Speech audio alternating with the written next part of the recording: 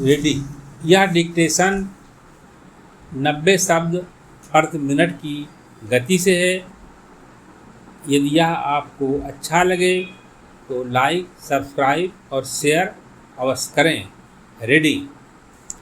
Israel और Hamas के बीच जारी युद्ध में आम नागरिकों पर हमले और उनकी हत्या के औचित्य पर शुरू से सवाल उठते रहे हैं, मगर इजराइल ने शायद ही कभी इस बात की फिक्र की। अब एक बार फिर गाजा पट्टी में इजराइल के ताज़ा हमले में कम से कम 19 लोगों की जान चली गई।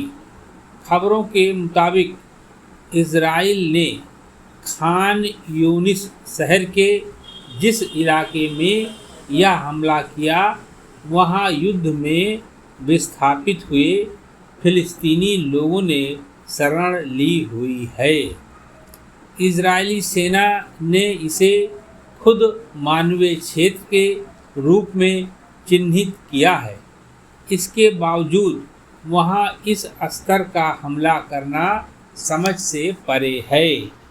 हालांकि इजराइल का तर्क है कि यह हमला हमास के शीर्ष लड़ाकों को निशाना बनाने के इरादे से किया गया, जो वहां स्थित कमांड एवं नियंत्रण केंद्र के भीतर काम कर रहे थे।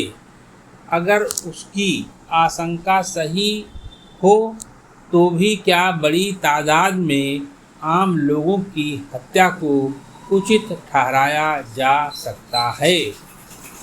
दुनिया भर में सशस्त्र संघर्षों या युद्ध की स्थिति में आम लोगों की रक्षा के लिए अंतर्राष्ट्रीय स्तर पर कायदे कानून की नियमावली तैयार की गई है। संयुक्त राष्ट्र सुरक्षा परिषद ने भी युद्ध काल के दौरान मानव बस्तियों, शिक्षा संस्थानों, अस्पतालों और आपदा राहत व मानव सहायता केंद्रों या शरण स्थलों पर हमलों की नियमों के गंभीर उल्लंघन की सूची में शामिल किया है। पैरा। विडंबना यह है कि इजराइल और हमास के बीच जारी युद्ध हो या फिर रूस और यूक्रेन के बीच आम नागरिकों की सुरक्षा से जुड़े कानूनों पर अमल जरूरी नहीं समझा जा रहा। गाजा पट्टी में इजराइल के हमलों में आम लोगों के हताहत होने की खबरें पहले भी कई बार आती रही हैं। हमास के लड़ाकों ने जब इजराइल की सीमा में घुसपैठ कर जनसंहार की वारदात को अंजाम देकर इस युद्ध की शुरुआत की थी, तब इजराइल ने इसे अंतर्राष्ट्रीय आम नागरिक सुरक्षा नियमों का गंभीर उल्लंघन बताया था। मगर अब इजराइल की ओर से गाजा पट्टी में हो रहे हमलों में जो तस्वीर सामने आ रही है, उसे कैसे उससे अलग रूप में देखा जाएगा। सवाल है कि अगर युद्ध के दौरान आम नागरिकों की सुरक्षा का ख्याल नहीं रखा जाता है, तब फिर अंतर्राष्ट्रीय कायदे कानूनों का क्या महत्व? संयुक्त राष्ट्र सुरक्षा परिषद समेत तमाम देशों को इस पर गंभीरता से विचार करने की ज़रूरत है। समाप्त। यह डिक्टेशन 90 शब्द प्रति मिनट की गति से निबंधमाला पुस्तिका से लिया गया है। यदि यह आपको अच्छा लगे तो लाइक, शेयर और सब्सक्राइब अवश्य करें। रेडी। आज़ादी के बाद यह जरूरी था कि सरकारी नीतियों एवं विकास कार्यक्रम को आम आदमी तक पहुंचाया जाए। और समाचार पत्रों ने इस कार्य को बाखूबी अंजाम दिया।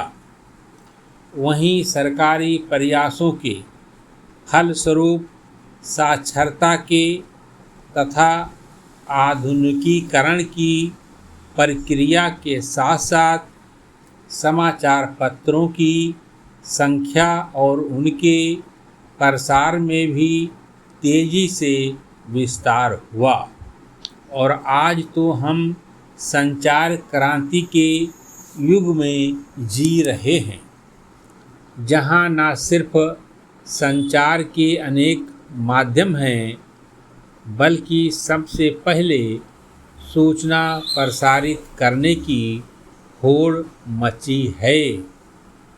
पैरा सूचना और विचारों के प्रचार प्रसार के लिए रेडियो और टेलीविज़न का महत्व बढ़ता जा रहा है।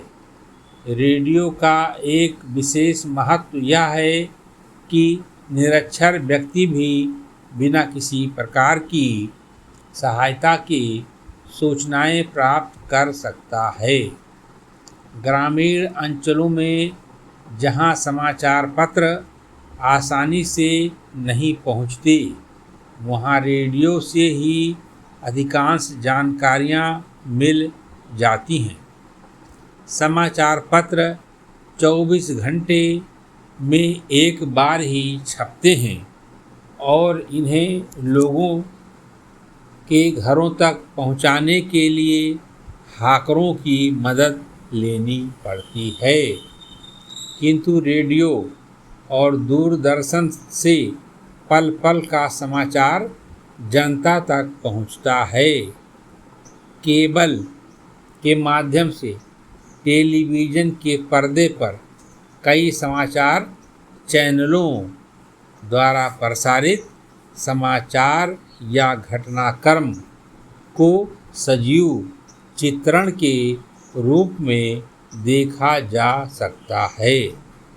इन समाचार माध्यमों के महत्व को देखते हुए यह प्रश्न उठना स्वाभाविक है कि जनता की उनसे क्या अपेक्षाएं हैं। पैरा लोकतंत्र में समाचार माध्यमों को अभिव्यक्ति की स्वतंत्रता प्राप्त है। उनके द्वारा प्रकाशित अथवा प्रसारित और उस पर की गई टीका टिप्पणियों पर किसी प्रकार की रोक नहीं लगाई जाती। अतः समाचार पत्रों से अपेक्षा की जाती है कि उन्हें मर्यादित आचरण करना चाहिए। उन्हें किसी प्रकार की अफवाह की तह तक जाना चाहिए जिससे सत्य को प्रकाश में लाया जा सके। भारत जैसे देश में अफवाहों के माध्यम से सांप्रदायिक दंगे तक फैला दिए जाते हैं। तोड़ फोड़ की कार्यवाही कर सरकारी और निजी संपत्ति को क्षति पहुंचाई जाती है और कभी कभी सत्ता परिवर्तन में भी सफलता प्राप्त की जाती है। उत्तेजनात्मक समाचारों से समाचार पत्र की बिक्री बढ़ती है, किंतु इसका कोई दीर्घकालिक लाभ नहीं मिलता। इससे जनता तुरंत तो भ्रमित होती है, किंतु बाद में सत्य का प्रकटीकरण होने पर उस समाचार पत्र की साख भी प्रभावित होती है। प्रायः यह देखा जाता है कि दोषी कोई और होता है, किंतु प्रारंभ में किसी निर्दोष को बलि का बकरा बना दिया जाता है। मीडिया द्वारा दिए गए समाचार के आधार पर क्रोधित जनता उस निर्दोष व्यक्ति के साथ ऐसा दुर्व्यवहार कर डालती है जिसकी क्षतिपूर्ति बाद में नहीं हो पाती। समाप्त।